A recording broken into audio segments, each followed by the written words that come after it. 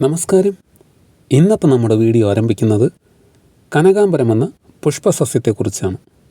നമുക്ക് വീഡിയോയിലോട്ട് കടക്കാം. കോസാന്ദ്ര ഇൻഫുൻസിഡി ബുലിഫോർമിസ് എന്ന ശാസ്ത്രീയ നാമത്തിലുൾപ്പെട്ട ഈ പുഷ്പസസ്യം കൂടുതലായും കണ്ടുവരുന്നത് ദക്ഷിണേന്ത്യയിലെ തമിഴ്നാട്ടിലാണ്.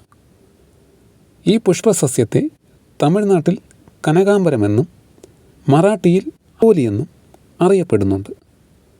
മഞ്ഞ, ഓറഞ്ച്, ലൂട്ടിയ യെല്ലോ, സെബാക്കുലിസ് റെഡ് എന്നിവയാണ് കനകാംബരത്തിലെ പ്രധാന ഇനങ്ങൾ.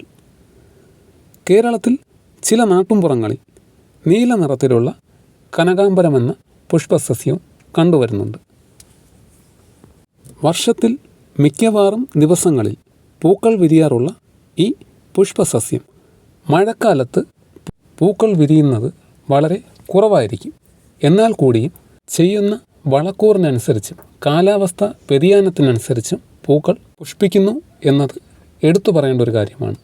തമിഴ്നാട്ടിലെ ചില ഉൾനാടൻ ഗ്രാമങ്ങളിലും ഈ പുഷ്പസസ്യം വ്യാവസായിക അടിസ്ഥാനത്തിൽ കൃഷി ചെയ്യുന്നുണ്ട്.